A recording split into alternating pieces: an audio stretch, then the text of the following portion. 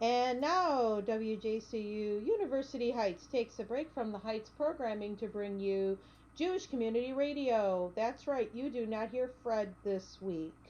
Fred got called out of town out of on business, and so it's just Elisheva this week. Actually, no, it's not just Elisheva. Say hi. Hi! This is my daughter Hannah. Hannah, happy Hebrew birthday today on 13 Tevet, or December 17th. Oh, perfect timing. And you will be 20 this year. Yep. So, even though this is my daughter on the air with me, we are recording from our separate houses. So, Han's been on the show a bunch of other times, and this is actually the first time where it's going to be just me and Han talking. And Han did not have a chance to really prepare any stories, but I got some fun stuff planned. So, the first one is, oh, just as a note, we will probably, Fred, because he's out of town, we will probably not do an after hours show. But sometime next week, this will be uploaded to our YouTube channel, Jewish Community Radio, once Fred gives me the access to that account.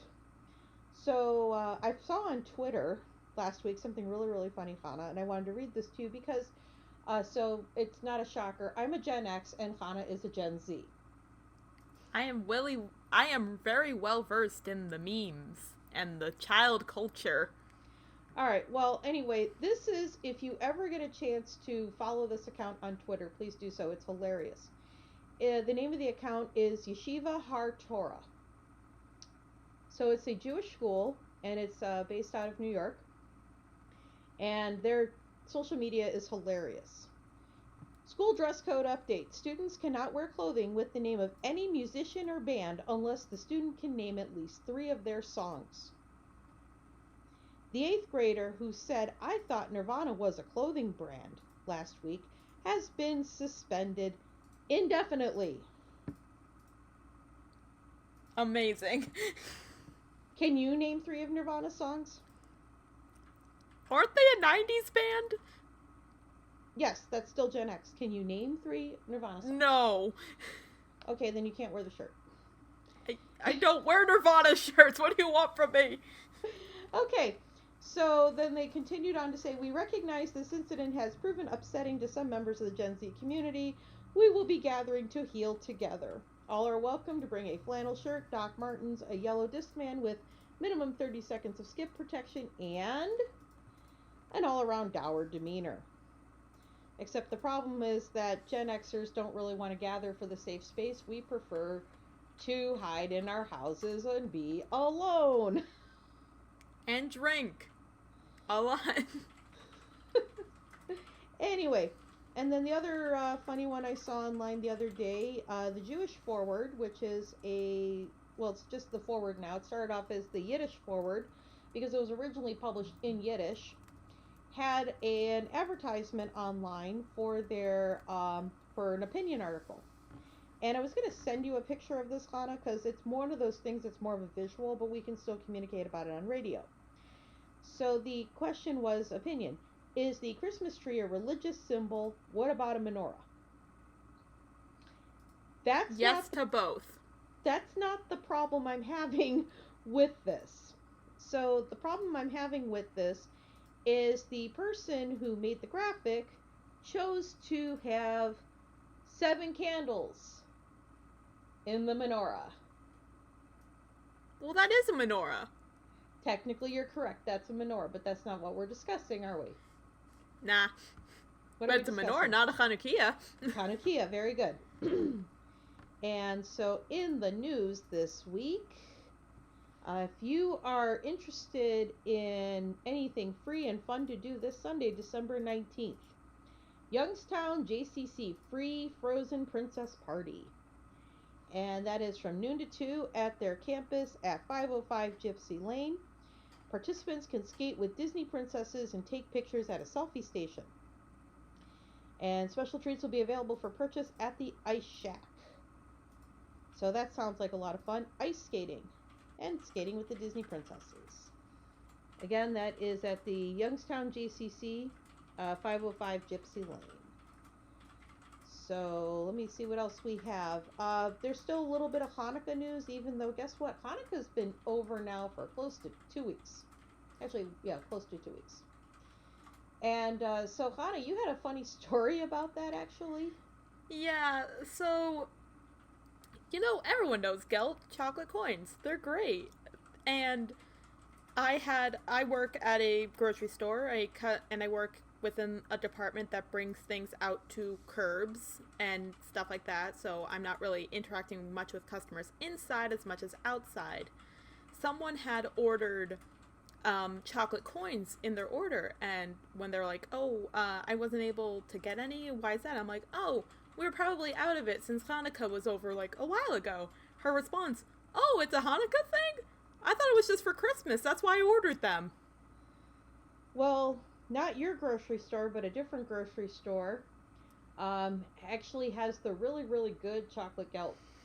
And why I say the really, really good chocolate gelt is typically the chocolate gelt that we can get at the kosher stores tends to only have maybe 3 or 4 pieces.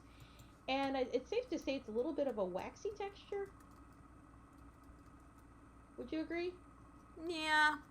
Well, Yeah. actually, how was your white chocolate? It was good. I would put like something else in it. Like I would like it to be like a cookies and cream type of thing. Okay, so just eating the white chocolate by itself was a little eh. Yeah. So there's another chain though that they make the really good chocolate gelt and they make it in these large bags. And there was a whole uproar in one of the social media groups that is associated with this grocery store because apparently the grocery store said, "Oh, the chocolate coins, we don't get those till December 10th." And that's a bit of a problem this year. So a lot of people were very disappointed that they couldn't get the really good chocolate gelt from that grocery store. In other news, Temple B'nai Abraham in Illyria actually did a very interesting Hanukkah concert back on December 3rd. They actually had a performer doing modern and traditional Ladino Hanukkah songs. Now, do you know anything about Ladino? I do not. So what does it sound like to you, Ladino, when you hear that? I'm thinking it's like an ethnic group or something. It actually is an ethnic group. Ladino is I would say it's the Yiddish of the Spanish Jewish community. Oh, neat. So that's and actually I have heard people speak Ladino. There's a famous Hanukkah song, and I actually played it a lot when you were a kid. Ocho Candelicas,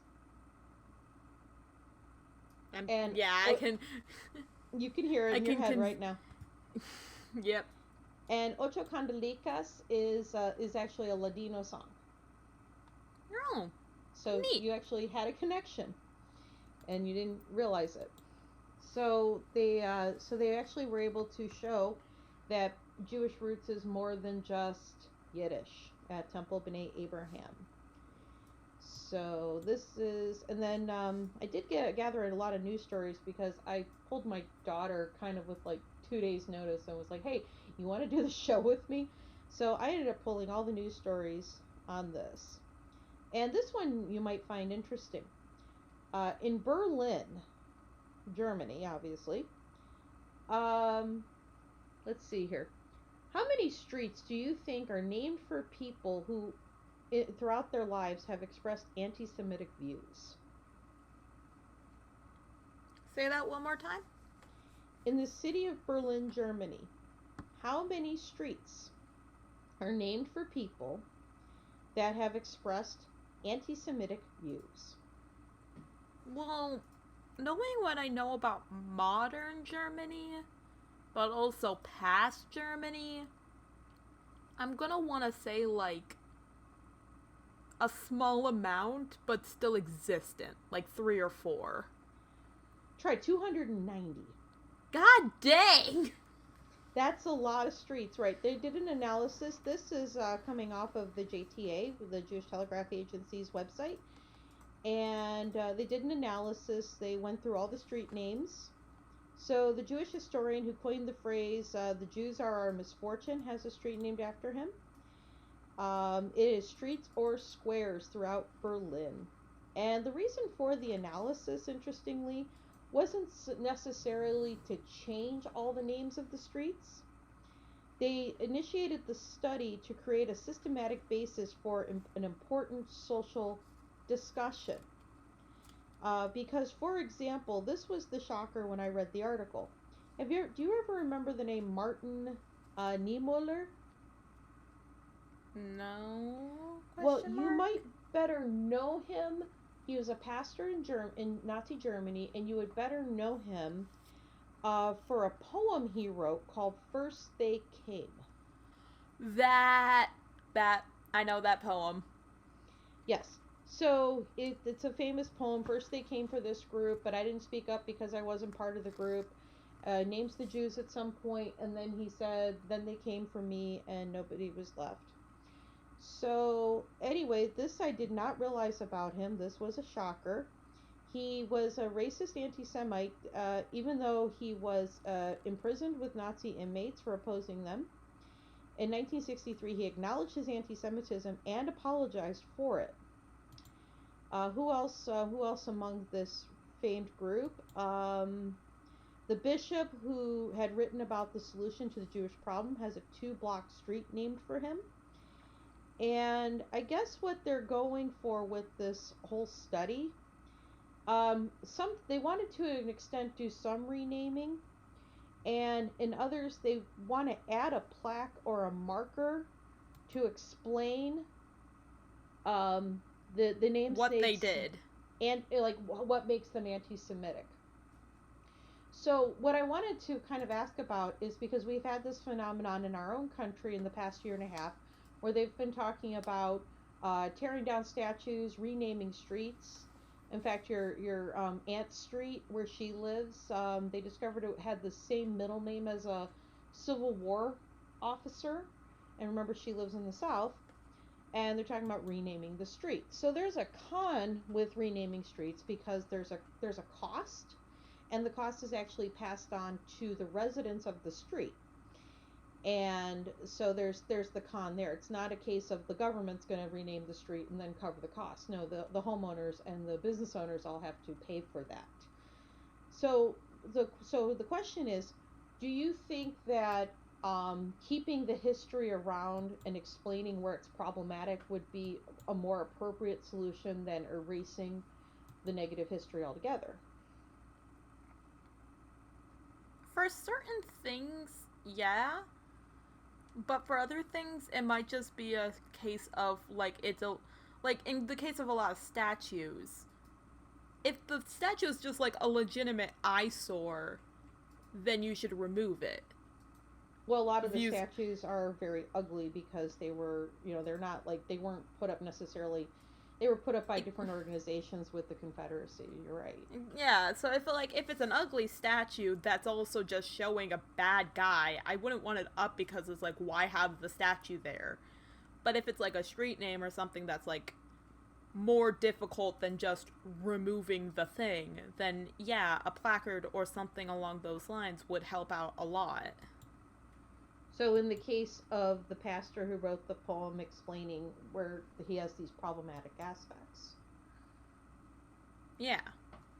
And it actually brings up an interesting thing about people, because people have both their good sides and their bad sides. And so what happens is oftentimes in history, one aspect is remembered but not the other aspect, or they end up conflicting with each other, such as in the case of this pastor. Because I always thought he was this really great guy who was, not just... He was an ally too late. Right. So, and it was kind of because, well, nobody's here to defend me. That was the way I kind of felt about him now that I've read this. And it's kind of going to make me rethink how every year I post that poem online around Yom HaShoah. Because I'm not so sure now if I want to. Because when you first read the poem, you think like, oh, he's like talking about how everyone gets damaged when one group gets damaged, but now he's more just like, they took all the bad people, yeah, but then when they came for the good people, now there's no one left to defend us. Oh wow, that's an amazing new spin on that. I like that. No, that's great because it just like took all the words now and it was so maybe there was no protest because oh well no, it's cool. We don't like them either. Is Yeah, that where you're going? exactly. Yeah, it's like, oh, they took the Jews, but good. I didn't like the Jews, but then now I don't have my Jewish lawyer. Wow. Well, remember in the poem they talk about the communists, they talk about the Catholics, they talk about the LGBT community. Not so much the LGBT community. A little tired today. It's been a long week. In my teacher life, this is my last week before winter break. And if you talk to any teachers in your life, go comfort and hug them right now. It's been very stressful. It's so anyway. I had a funny bit of news. So there was a news host. I'm not going to say the channel. And the headline kind of grabbed my attention.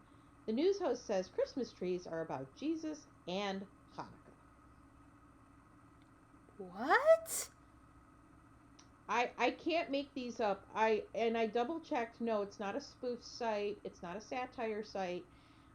This came off of the Some JTA people. Wire. This was a news host. So just to give you background, it was on her morning show.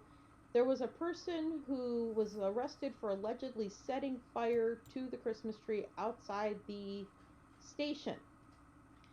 And the quote, it's a tree that unites us, that brings us together. It's about the Christmas spirit. It's about the holiday season. It's about Jews. It's about Hanukkah. It's about everything we stand for as a country and being able to worship the way you want to worship. It makes me so mad. See, I figured you would love to dig into this one. Want to unpack What? this one? I, I'm not making this up. what?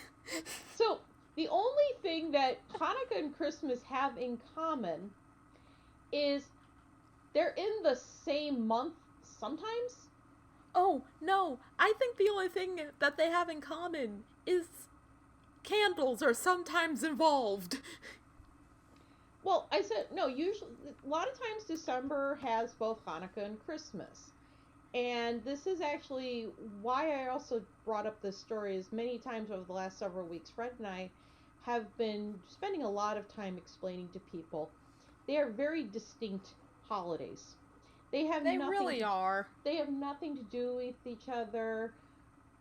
Hanukkah's not the Jewish Christmas. We are begging and imploring people. You want to have a holiday party this week? Great. You don't have to put out a menorah. Hanukkah's been over for like a week and a half. That actually like reminded me of a post I saw Okay. where it was like Christmas from a Jewish perspective, where they were like talking about how like how Saint Nick Hashoah, not Hashoah, frick, you got it in my head. Saint Nick HaKodesh comes to their house and it like celebrates the birth of their prophet and stuff like that. And so many people were like, but this is like so wrong. All this stuff about Christmas is wrong, and we're like, yeah, that's the point. Right. Because you think that Hanukkah is just Jewish Christmas when it's a completely different holiday. Please stop thinking our holidays that look close to yours is the same thing. And actually truthfully, it's not even as we've also talked about, it's not even a religious holiday. It's a holiday celebrated by Jews, but it's not a religious holiday. The only aspect of Hanukkah that is religious is the blessing that's said on the candles. And so the rest of It's it more is like just Veterans Day than anything else. Veterans Day. Fred likes to compare it to Arbor Day. That's a good one. It's very minor. It's basically played up because it happens to fall next to Christmas and people overhype it. And again, the war on Christmas was never started by Jewish people. We're very happy for Christians to celebrate Christmas. So, it you have your holiday, let us have ours. It's cool. We're fine. It's awesome. And so I had to share that with you. Off the air, I'll tell you the network.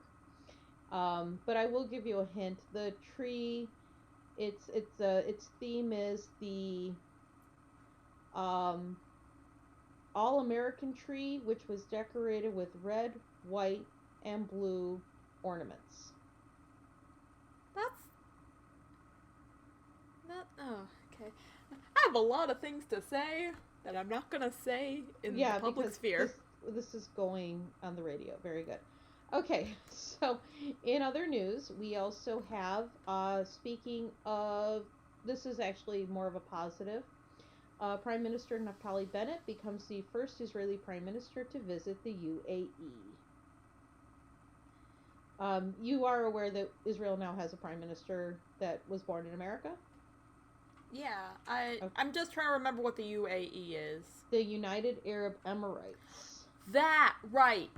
Yes. So, thanks to the Abraham Accords that were passed about a year or two ago, there is now access to kosher food and Jewish experiences in Abu Dhabi and in Dubai and all these other exciting places, and Jewish people can enjoy going to the UAE.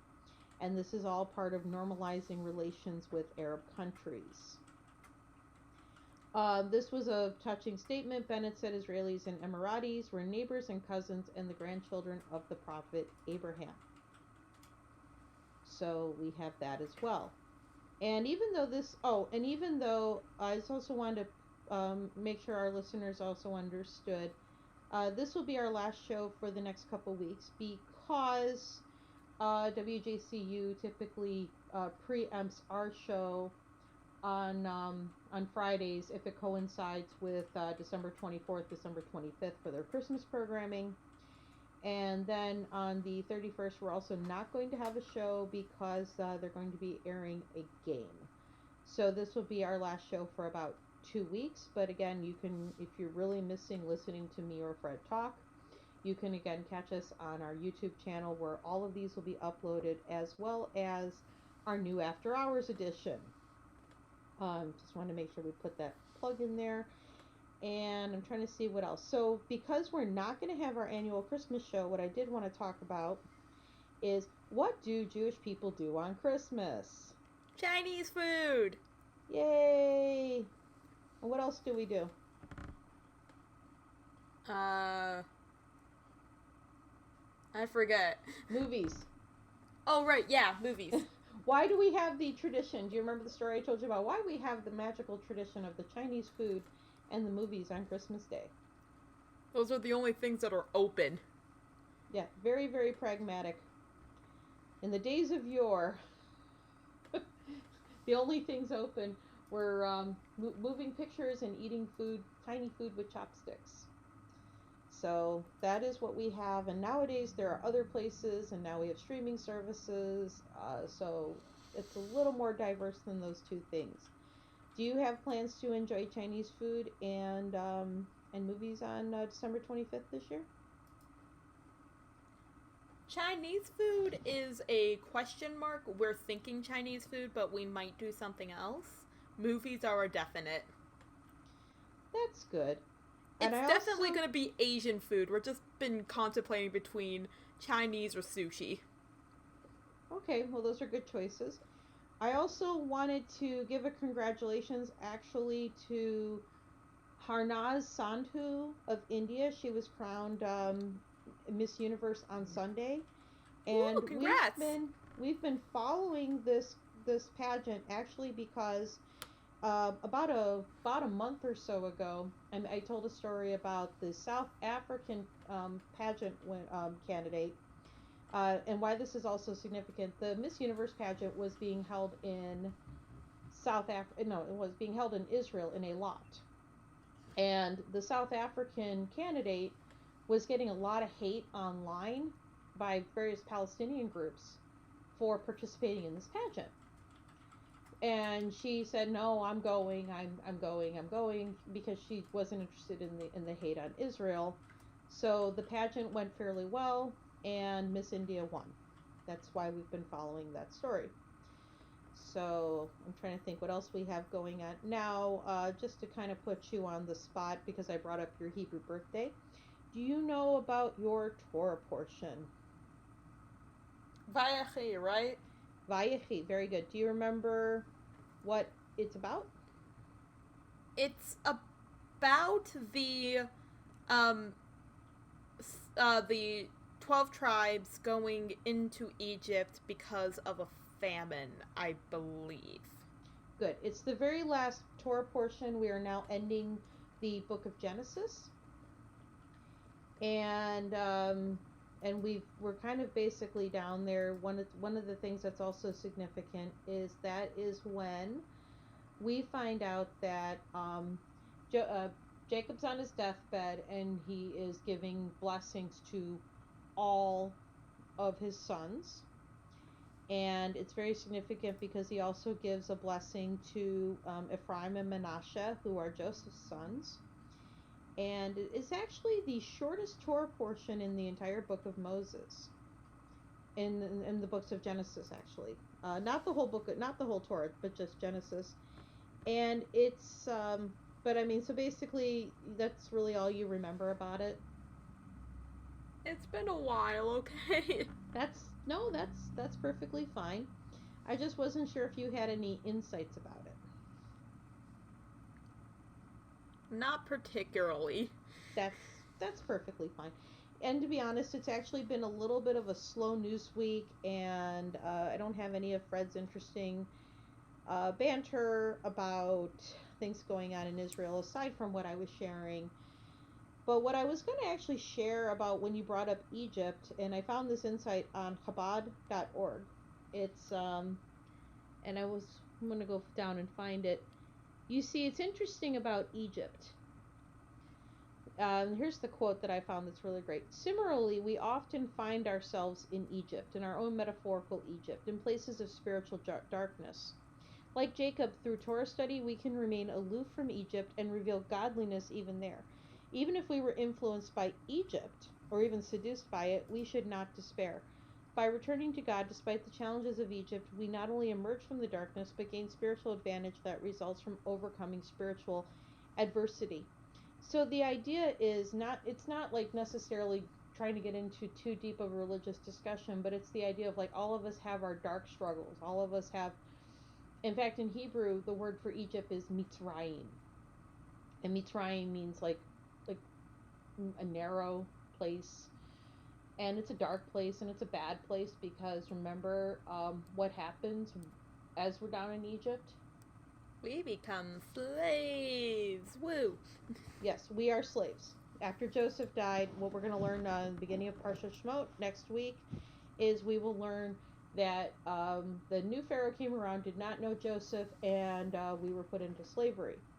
So it's a dark time, but the idea is eventually, even in our dark times, we will emerge and come out bigger, stronger, better, and everything else. As Fred likes to talk about, no matter how many times you knock us down, we're going to come back and rebuild bigger, better, stronger. That's all we do.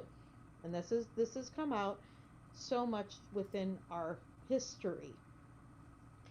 And so, Hannah, that's what we have to say about Vayechi. And we're getting close to the end of the show, so you've been on here a million times. You know what I'm about to tell everyone now. The time Shabbat starts, I guess. Right, yes, very good. So, candle lighting time for December 17th, 2021 will be no later than 4:41 p.m.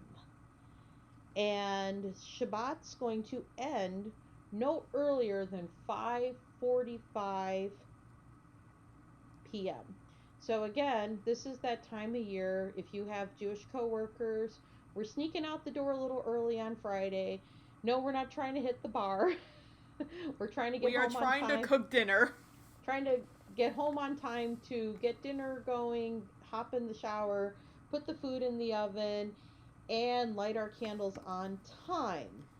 I get off at 2 on Fridays now, and everyone's like, oh, why do you do that? You can stay later. I'm like, no, I cannot. I'm in charge of cooking the brisket. Yes, so we all have our responsibilities we have to take care of. And then, but the bonus is this time of year, Saturday night's a little bit longer. We can enjoy movies, going out, etc. So I'm wishing everyone a Shabbat Shalom. And now we're going to go back to the Heights on WJCU.